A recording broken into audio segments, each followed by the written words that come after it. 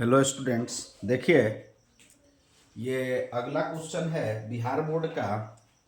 ये जो क्वेश्चन है ये बिहार बोर्ड का ग्राफ का क्वेश्चन है, जो हर साल ग्राफ का क्वेश्चन जो है वो पूछता है। एक क्वेश्चन पूछता है जिसको सॉल्व आपको करना होता है।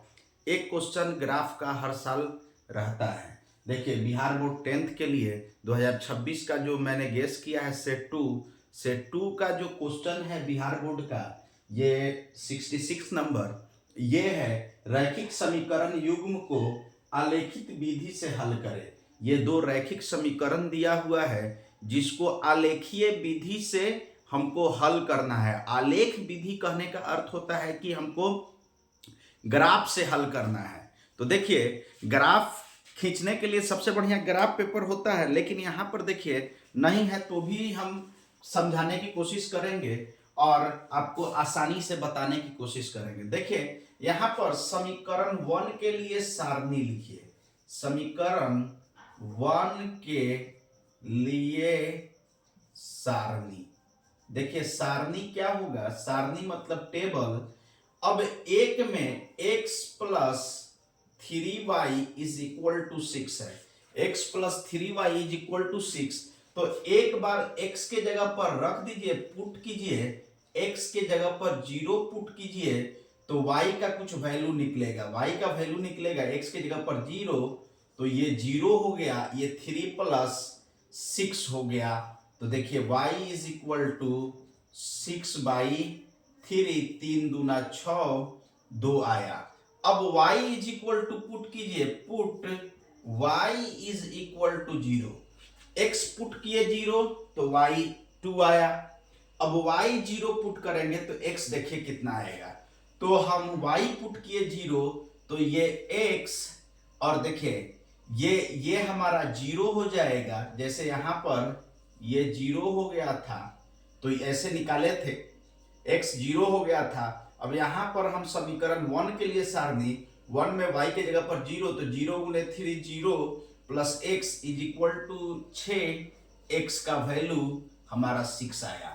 अब देखिए कोई भी लाइन खींचने के लिए, कोई भी ग्राफ खींचने के लिए कम से कम हमको दो पॉइंट चाहिए। किसी भी लाइन को खींचने के लिए हमें 2 पॉइंट चाहिए। तो 2 पॉइंट हमको मिल गया। एक पॉइंट हुआ, देखिए x y, देखिए x y बिंदु y देखिए ये हुआ, और एक हुआ बिंदु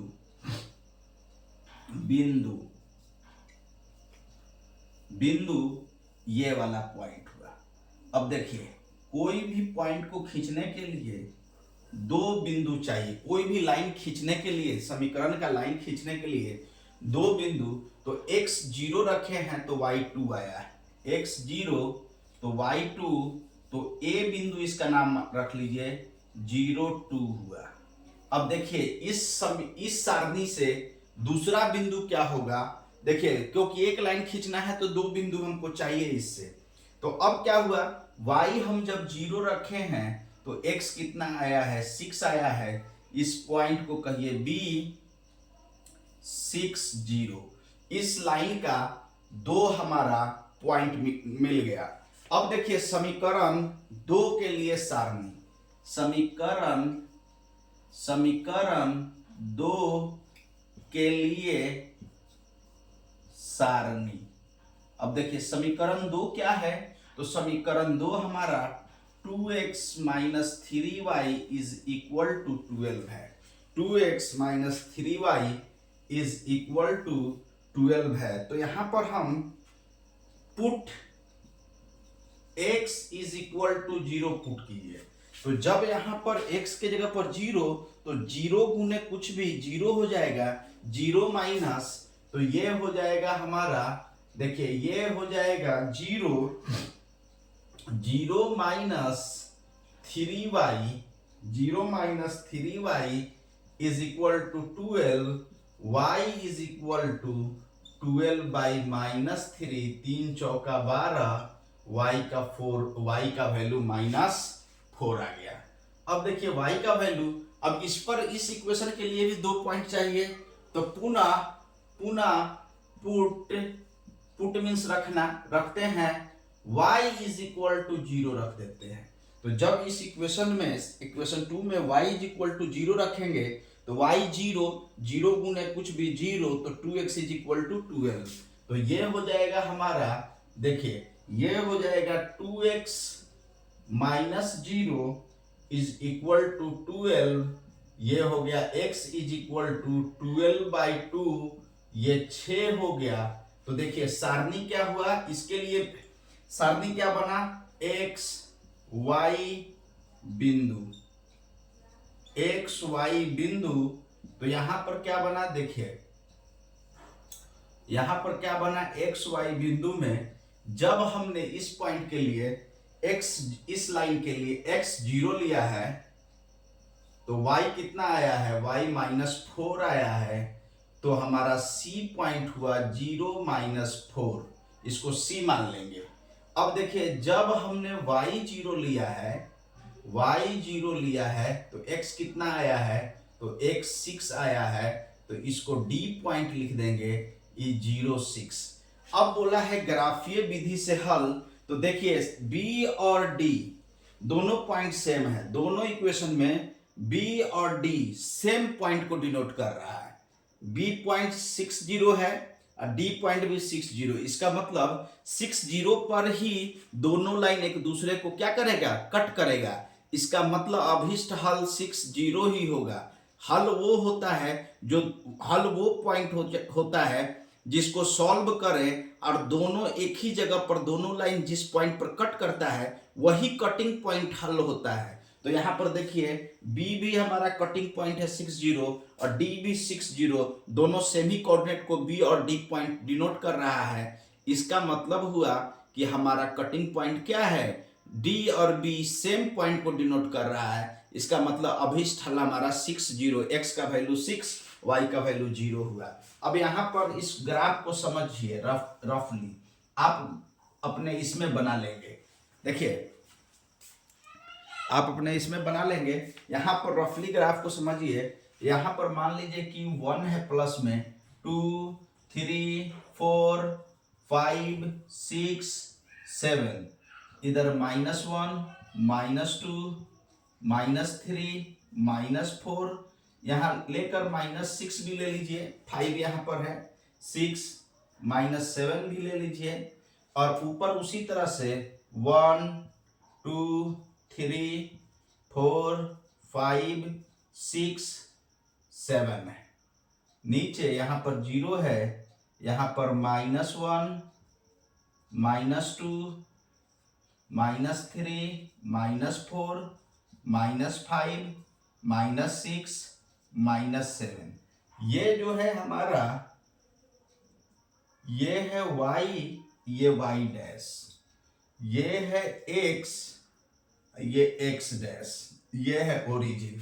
अब देखिए इस पॉइंट के लिए x पर, a पॉइंट के लिए इसका रेखा, इस समीकरण का रेखा खींच रहे हैं। तो a पर x पर 0 जाना है, y पर 2, ना x पर ना इधर जाना है ना इधर जाना है, y पर कितना जाना है 2, ये पॉइंट हुआ। यहाँ पर b जो है x पर कितना जाना है 6, y पर ना ऊपर जाना है ना नीचे।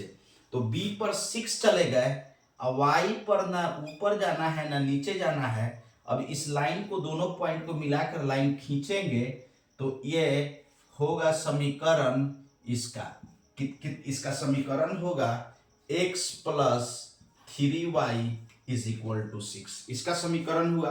अब ये पॉइंट 2 0 है, a पॉइंट है, ये a पॉइंट, ये 2 0 है, ये b पॉइंट 6 0 है।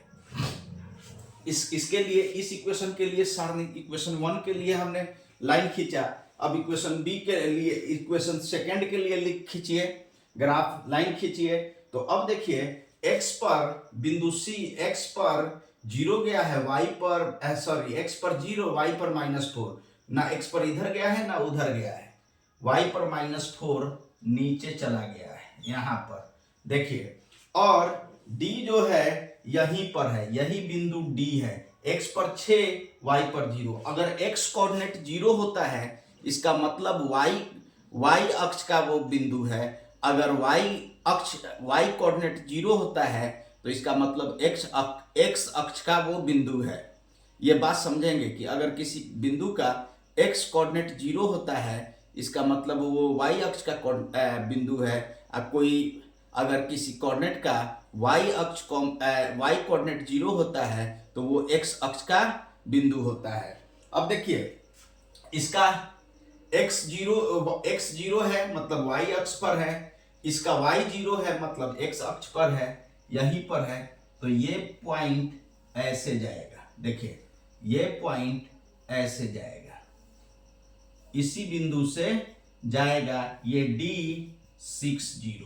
ठीक है, इसका इक्वेशन क्या होगा, ये हो गया C0 - 4, इसका इक्वेशन हो गया हमारा कितना 2x - 3y is equal to 12।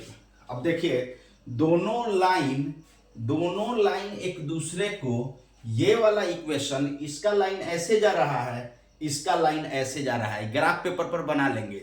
देखिए इसका लाइन ऐसे जा रहा है, इसका लाइन ऐसे जा रहा है, दोनों लाइन एक दूसरे को कहां पर कट कर रहा है, तो D बिंदु पर। तो D और B सेम बिंदु है। देखिए D और B क्या है, D और B,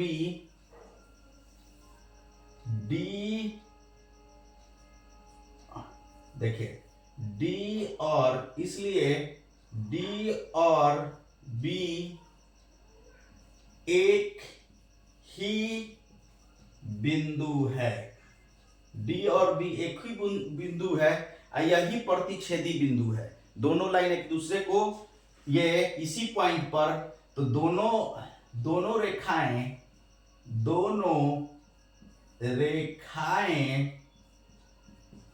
आपस में 60 पर प्रतिच्छेद करती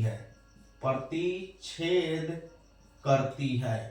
तो 60 पर प्रतिच्छेद कर रही है, मतलब ये पॉइंट जो है इस रेखा पर भी है और ये पॉइंट जो है इस रेखा पर भी है। देखिए ये पॉइंट इस रेखा पर भी है, इस रेखा पर भी है, मतलब कॉमन पॉइंट है। तो इसका मतलब अभिष्ट हल क्या होगा, तो अभिष्ट हल देखिए x का वैल्यू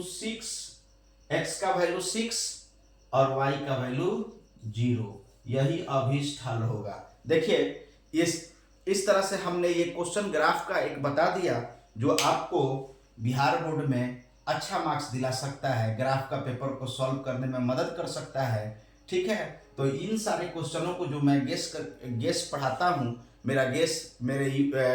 मेरा टेलीग्राम चैनल पर दिया हुआ है। आप मेरा हर वीडियो के डिस्क्रिप्शन में टेलीग्राम चैनल का लिंक मौजूद होता है, वहाँ से आप मेरे टेलीग्राम चैनल पर जाएंगे, यूट्यूब के डिस्क्रिप्शन से टेलीग्राम चैनल पर जाएंगे और वहाँ से ये क्वेश्चन डाउनलोड कर लेंगे।